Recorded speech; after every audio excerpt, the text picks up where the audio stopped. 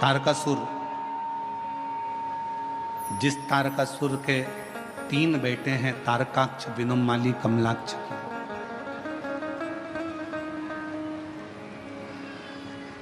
तारकाक्ष, विदुमाली, कमलाक्ष की 3 पुत्र हैं। और जिस समय पर तारकासुर के प्राण छूटने का समय आया, तारकासुर को मारने का समय आया, षडानंद कार्तिकेय जी महाराज का जो प्रागट्य हुआ मां गंगा की 6 धार से, कृतिकाओं ने पालन करा तो नाम कार्तिकेय जिनका पड़ा। उन षडानंद कार्तिकेय जी को तारकासुर के संहार के लिए भेजा गया।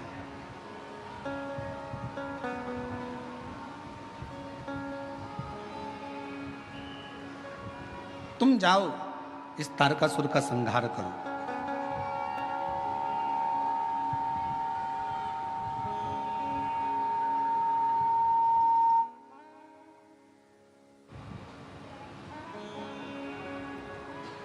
इस तारकासुर का संहार करिए।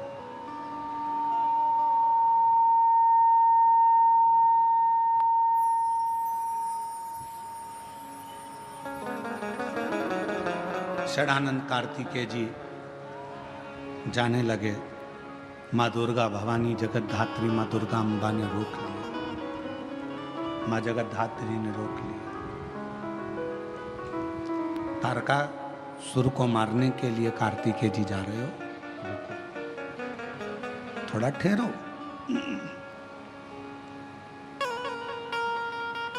माँ अम्बा ने कहा कि तारकासुर ब्रह्मा जी से एक वर मांगा था, अगर मैं मरूं तो शिव जी के पुत्र के द्वारा मरूं। कार्तिकेय, तारकासुर तुम्हारे द्वारा मरेगा ये निश्चित है, पर बात ऐसी है कि तारकासुर ब्रह्मा जी को कष्ट दिया, सबको कष्ट दिया, पर तारकासुर ने कभी शंकर को कोई कष्ट नहीं दिया। और ये बात हम पहले भी कथा में कह सकें कि शिव जी का संसार में देवता हो, असुर हो, गंधर्व हो, साच हो, किन्नर हो, गंधर्व हो, तारकासुर जैसे कोई भी असुर हो, मेरे शंकर भगवान का दुनिया में कोई द्रोही नहीं है, शिव जी का कोई दुश्मन नहीं, शिव का कोई दुश्मन नहीं।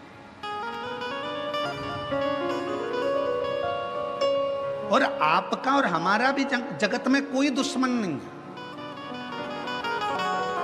ना हमारा कोई दुश्मन है, ना आपका कोई दुश्मन। दुश्मन कौन? आपका भी कोई दुश्मन नहीं है, हमारा भी कोई दुश्मन नहीं है। दुश्मन किस चीज का है? तो कहा दुश्मन अगर इकट्ठे होते हैं तो आपकी प्रतिष्ठा के दुश्मन एकत्रित होते हैं। आप का कोई दुश्मन नहीं है, पर आपकी जो प्रसिद्धि है, आपकी जो सिद्धि है, आपका जो पद है, आपका जो फैक्ट्री है, आपका जो व्यापार है, आपका जो व्यवसाय है, आपकी जो उन्नति है, बस दुश्मन उसको देखकर उत्पन्न होते हैं। बाकी का आपका और हमारा दुनिया में कोई दुश्मन नहीं, ना आपका कोई दुश्मन है, ना कोई दुश्मन है, ना आपका कोई दुश्मन है। दुनिया में कोई दुश्मन ना तुम्हारा है ना हमारा है। केवल प्रसिद्धि को देखकर, सिद्धि को देखकर, आपकी सिंहासन को, आपकी सत्ता को देखकर उसके दुश्मन।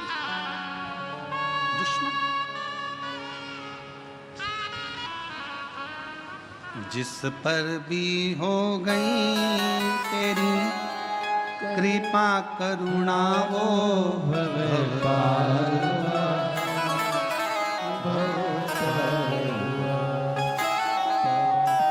हो चाहे जितना उसका भी बाबा उद्धार हुआ, उद्धार हुआ। गिद्ध अजामिल गणिका जैसे तेरे मन को भाई जरा सी हम पर कर दो, जरा सी हम पर कर दो। कृपा का क्या है भरोसा, कब किस पर बोझा, जरा सी हम पर कर दो, जरा सी हम पर कर दो।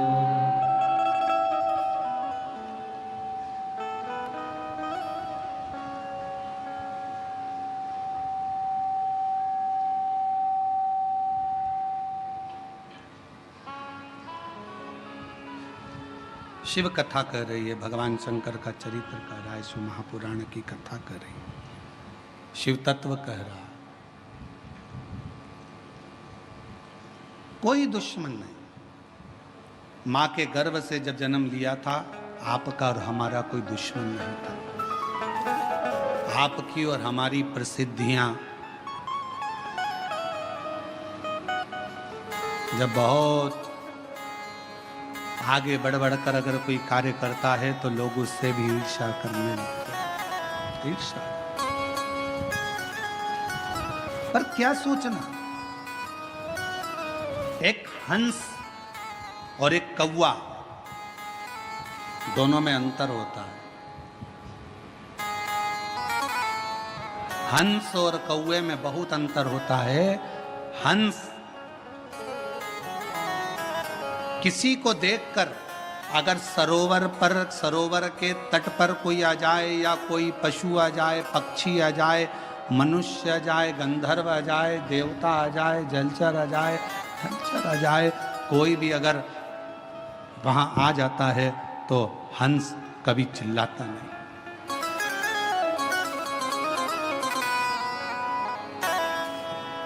हंस कभी नहीं चिल्लाएगा, आवाज नहीं करेगा।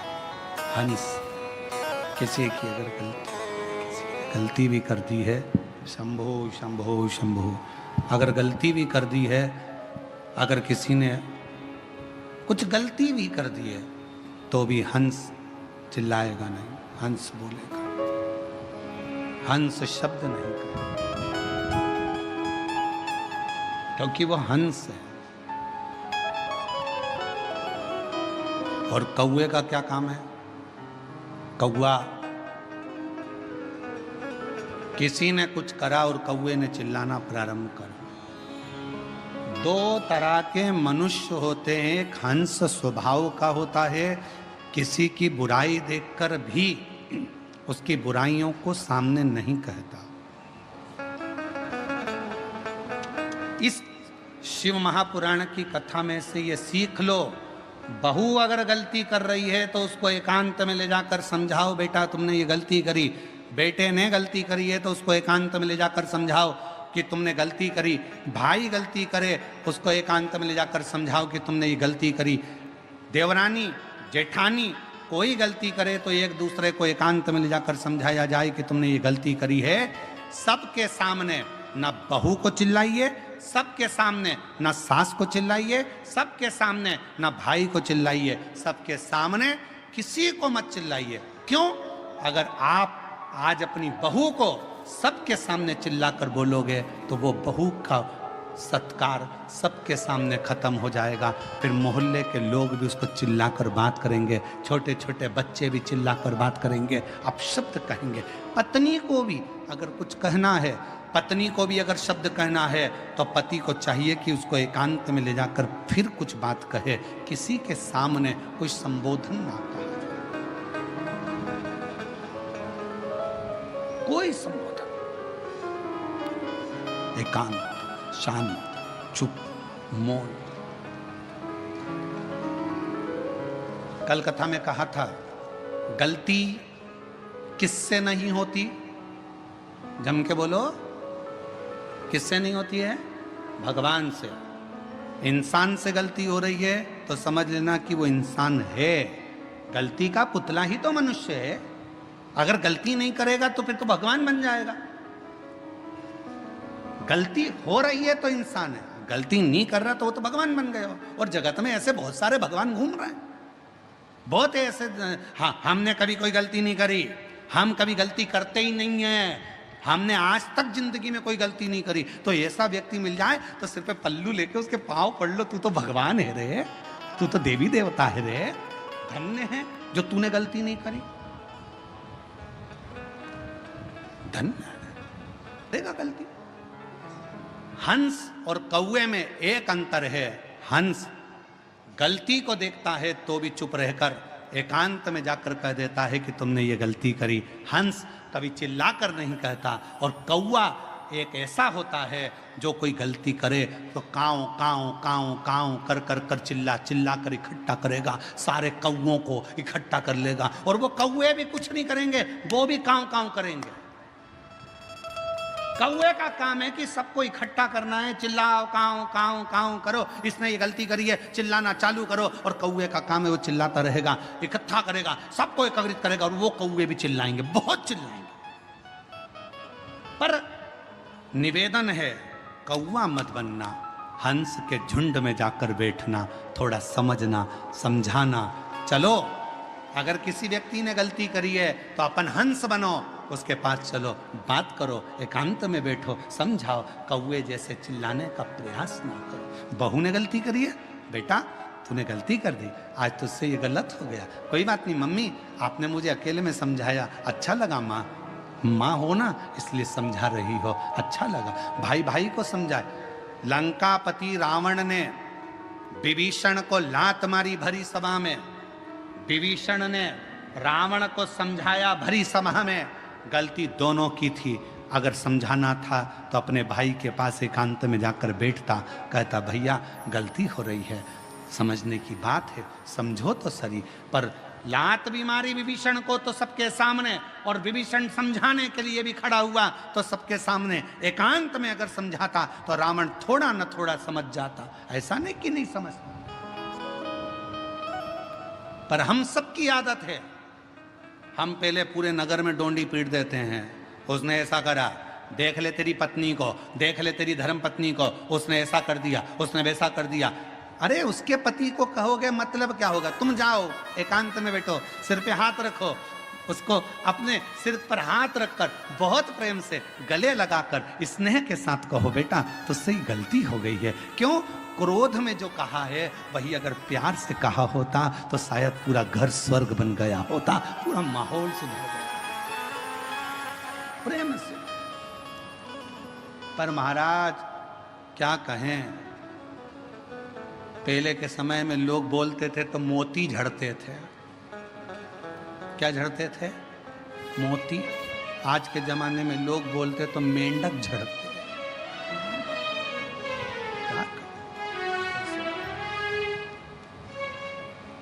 स्नेह करो।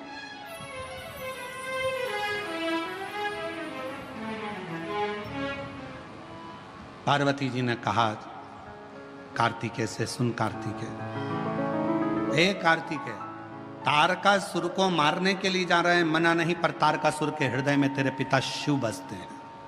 असुर है वो, राक्षस है वो, पर उसके दिल में शिव बसा, शंकर उसके हृदय में बैठा।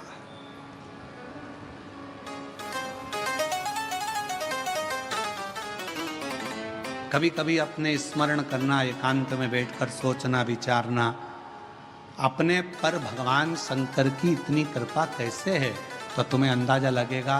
तुम्हारे जो पिताजी थे, तुम्हारी जो माताजी थी, या तुम्हारे जो बुजुर्ग थे, उनमें से कोई ना कोई शंकर का भक्त था, इसलिए शिव ने करुणा कर रखी है। पिता को जो वचन दिया, पिता ने 1 लोटा जल चढ़ाया, पिता ने भूखे को भोजन कराया, पिता ने प्यासे को पानी पिलाया, पिता ने शंकर के मंदिर में आनंद कराया, तो भगवान शंकर ने भी कह दिया कि तुम अगर चले भी गए तो तुम्हारी औलाद की रक्षा करना और उसको धन और वैभव देना हमारी जवाबदारी। तो हम देंगे। उसका नाम कुबेरेश्वर महादेव है, तो देता।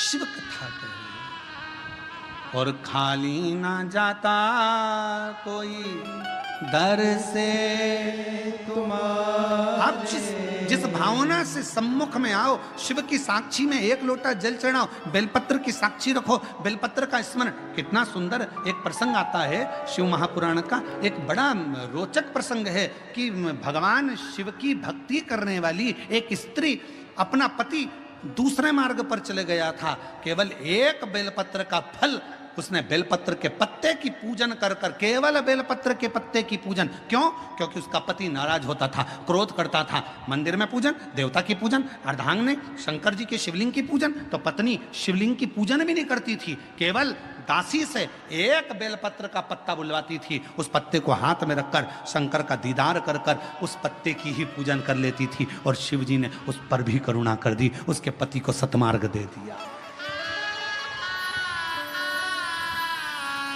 सतमार्ग वो शिव है। साथ देवादिदेव महादेव भगवान शिव वरदानी त्रिकालदर्शी कैलाशी विनाशी भगवान शंकर की पवित्र कथा कह रही है, शिव महापुराण वर्णन कर रही है, शिव तत्व कह रहा है। भगवान शिव की कथा बाबा देवादिदेव महादेव का चरित्र कह रहा है। एक ऐसी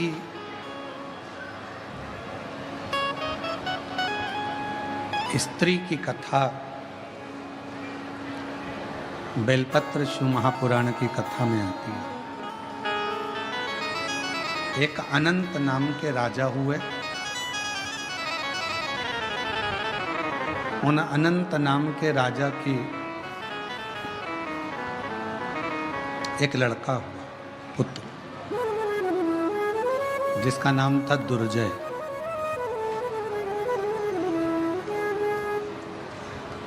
और दुर्जय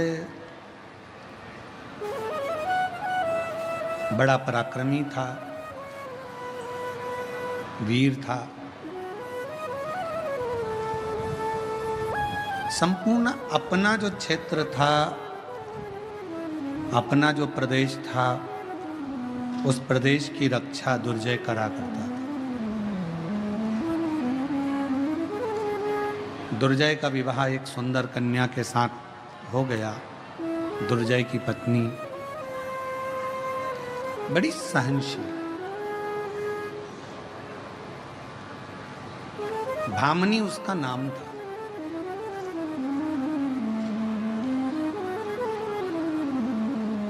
और दुर्जय की धर्म पत्नी भामनी भगवान की बड़ी आराधना करते थे, उपास्य थे। और अभी आपको कथा में कहा कि तारकासुर के हृदय में शिव विराजमान है, तो माँ जगतजननी दुर्गा भवानी खुद कह रही हैं कि तू तारकासुर को मारना, पर उसके हृदय में कोई बाण ना लगे, क्योंकि दिल में शिव बसा। और आपको फिर कहेंगे, सबका दिल दुखाओगे वो अपनी जगह पर है, पर कोई शंकर के भक्त को यदि परेशान करोगे, शिव के भक्त के लिए अपशब्द कहोगे, गाली दोगे, ताना दोगे, आड़ा टेढ़ा बोलोगे, तो उसका जवाब शिव भक्त तो नहीं देगा, पर उसका जवाब देवादिदेव महादेव जरूर।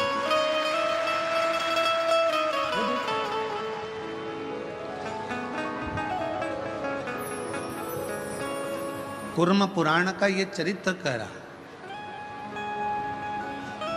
दुर्जय की जो पत्नी थी भामनी, वो बड़ी धर्मात्मा थी, पुण्यात्मा थी। जैसे अभी कथा में कहा, दादा परदादा कोई पुण्य कर कर चले जाते हैं, उसके पुण्य का फल हमको भोगने को मिलता है।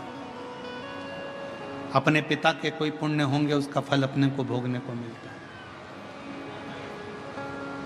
अपनी माता के कोई पुण्य होंगे, उसका फल अपने को भोगने को मिलता है। कोई पूर्व का, फिर वही माता गई, कोई पिछले जन्म के अच्छे कर्म मुझे बाबा तेरा साथ मिला, कोई पिछले जन्म के अच्छे कर्म मुझे बाबा तेरा साथ मिला। जहाँ सारी दुनिया झुकती है, जहाँ सारी दुनिया झुकती है, मुझे वो आली दरबार मिला, दरबार मिला। कोई पिछले जन्म के अच्छे कर्म मुझे बाबा तेरा